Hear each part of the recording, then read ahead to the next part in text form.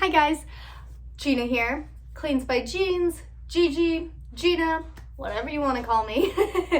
I just want to share my anxiety journey, because it's not over, so I shouldn't call it a story. It is never ending. It's been quite the journey though. And I just feel like this year has really been my year. Like I have really hunkered down and figured out like the key pieces of the puzzle that were missing for the past almost 28 years. And I just want to share them. I feel like I'm that person who I want to help people in every way I can. And I feel like I found new knowledge and I found something that works for me that I've never really, I guess I've heard it a lot, never done it. So maybe I just need to get it out there for myself. But so I started having anxiety and panic attacks. My first panic attack was in second grade that I can recall. And I literally never stopped having them. I had them all the way from second grade till this year. And most of them very public.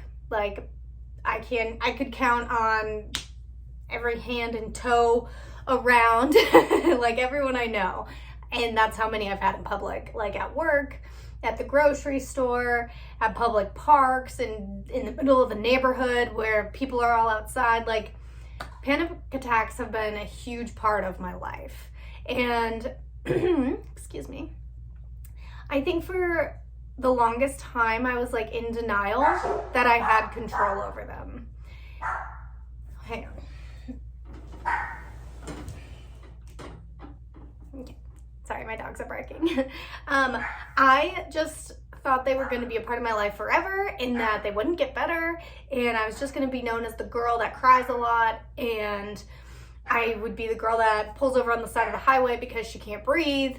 And I just thought they were genetic, and my mom is the most anxious person you will ever meet in the whole wide world. So, and then I was thinking, my family history, besides my mom's anxiety, my dad is dead. He died of a drug overdose. He was an alcoholic and drug addict. And then my mom is currently dying, even if she won't put it in those words, of alcoholism. And I just feel like, you know what, I'm doing the best I can. I had a very safe childhood, but not necessarily a healthy one. And a whole lot of aspects, which I may or may not get into publicly. I don't know, but not right now. And okay, so my mom took me to the doctor in middle school and told my doctor that I needed Wellbutrin, which I just thought, my mom's right. I need Wellbutrin. I have anxiety or depression or whatever. I can't even confidently tell you what that one's for. I think I was only on it. I was on it off and on my whole middle and high school per my mom's request. So I've been on and off a lot of different medications, but especially Wellbutrin, and then also Prozac. And every time I would go to the doctor and be like, listen, I'm having public panic attacks, they would tell me, okay, here's a medication and you should go to therapy. And it wasn't until the past couple years that I started to go to therapy, and it wasn't until exactly a year ago that I started going consistently. And I went every single month since last September. I did not miss a month, and sometimes would go twice a month. And that was so helpful for me. I don't know why I know I couldn't afford it a lot of the times, but now that I was able to, I went every single week, and I was like, I have to make a change. And I think going to therapy has helped so much, just for really, what's the word?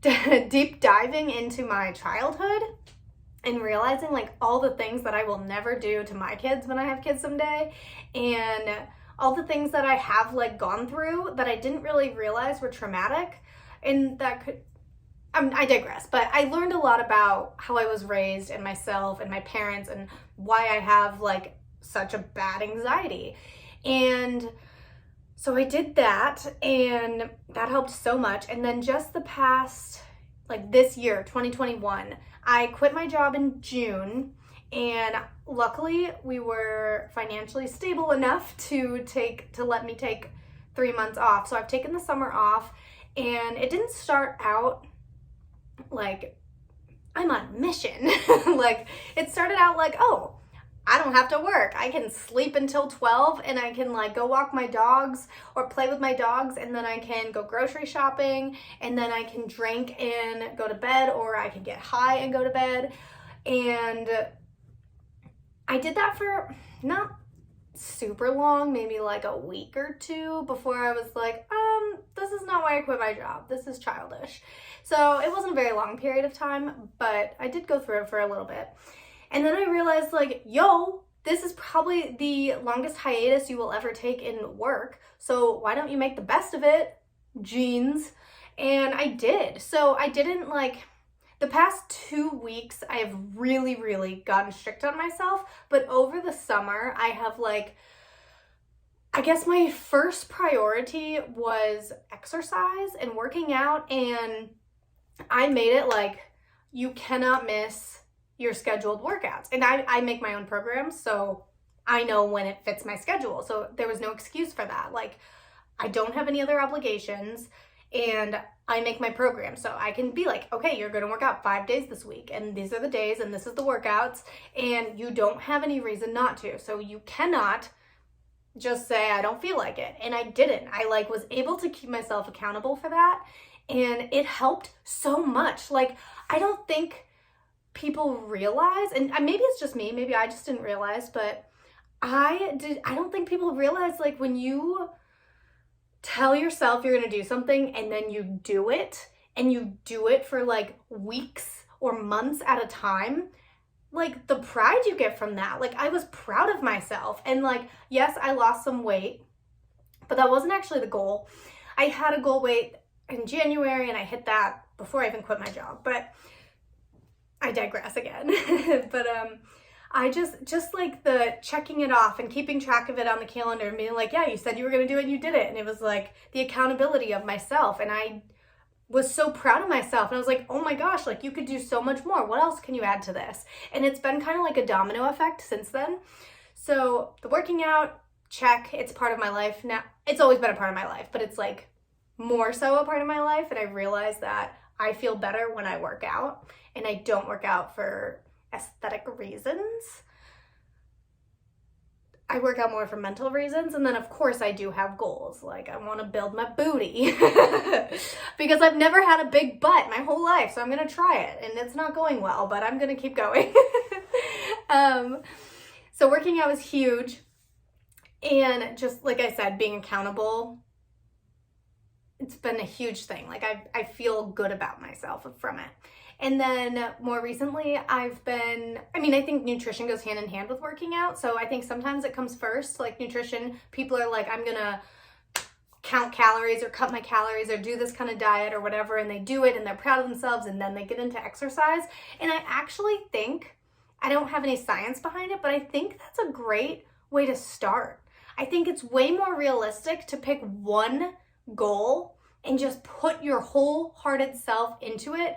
And then once you're like, check, got this, it's a part of my life now, it'll never go away, then you add on the next thing. So I really think that's a great thing. It's manageable, it's feasible, it's realistic, and then you're just proud of yourself. So then you're like, yes, what's next, you know? So, but for me, exercise came first and then nutrition.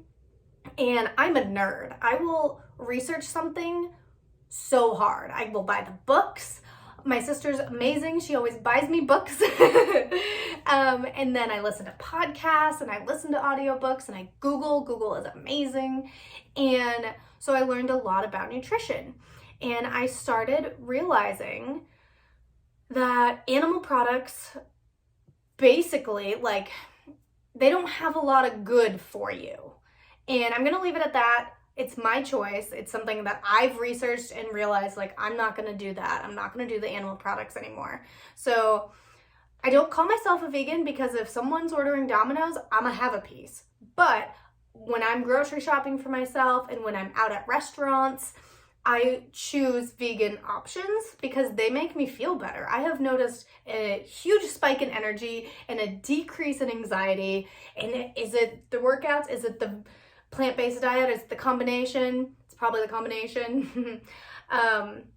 So yes, that is the next thing. And then after that, I decided to give up alcohol for good. And I would not call myself an alcoholic. And I don't think I even had a problem. But I was listening to Cold Turkey, and the author's name is Mishka something. I'll put it in the whatever I type for this. I don't know what platform it's going on, but I'll put it there somewhere. But Cold Turkey, it's on Audible. It's so good.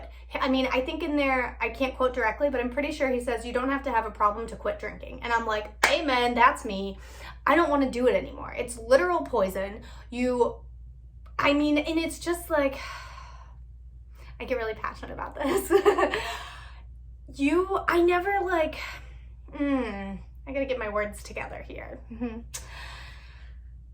It's such a big part of society. Like, do you realize you go to a baby shower and there's alcohol served? Like, and not all of them, obviously, but it's more normal than not to have like, oh, we're having mimosas at the baby shower. Like, you realize the person you're there to celebrate, the two people, the mom and the baby, cannot drink. So why is everyone around them drinking? Like, why is that even a thing? And I feel like the other thing that makes, like, I'm so interested about, like, psychologically is, like, as a child, you are literally thrown into school and they're like, here, socialize, and we figure it out. We make friends. Even if you're the weird kid in the back, you make a friend, you make friends with the teacher, you figure things out. And I know because I've been that weird kid, but like, and then all of a sudden at some point we grow up and we're like, oh, I can't go to a social event unless there's alcohol. Like, oh, do you want to take drinks before we go so we're not awkward? Or like, oh, let's take shots. Or like, it's just like, what happens? Why do we all of a sudden feel like, and this is obviously not everyone, but this is my experience. Why did I all of a sudden feel like I had to drink before going somewhere, even if it was just one to like settle the nerves? Like, maybe that's my social anxiety. It probably is. But like, it's just so interesting to me. And it's like, why can't you go to a football game without drinking? And why can't you, like, all the things. I don't understand why drinking is such a huge part of the society, but I don't want to be a part of it anymore. And I have already noticed in the past, what's the date today? 12 days? I guess I've been sober 12 days. I'm not actually counting. It was just like, anyway. I have felt so much better. I'm getting better sleep. I'm getting all the nutrients and I'm staying hydrated because I'm not drinking. And I wasn't even drinking every day. Like I said, I wasn't like a heavy drinker, but even just cutting it out and saying, no, it's not optional anymore, has just made me choose healthier things in its place. And I just can't stress enough, like, how long I've been on this anxiety and depression journey. And I don't really feel comfortable talking about my depression right now. So I'm like, that's something I'm going to keep to myself. But I have been there, trust me, in very dark places. So knowing that I have come this far, and even though it's taken, my whole life, almost 28 years, like, I feel like I've never felt lighter. And I just feel like ready to go be that awkward little duckling at a social event. And I have so many weddings coming up I'm going to, and I'm not even worried about not drinking. I'm a little worried about finding food to eat, I will be honest, because I don't want to put animal products in my body. But again, I will. Like, I'm more lenient about that than the alcohol. And I'm not worried at all about losing my exercise kick. And I've actually stopped therapy. My last session was in July, and my therapist, she didn't tell me to stop, but she told me that I had like completed my treatment plan. And then she it was like the best feeling ever. Another reason why I suggest therapy.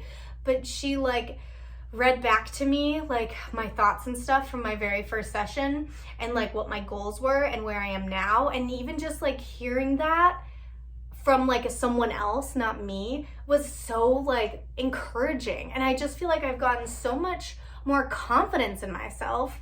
And it's like, yes, anxiety is a part of me.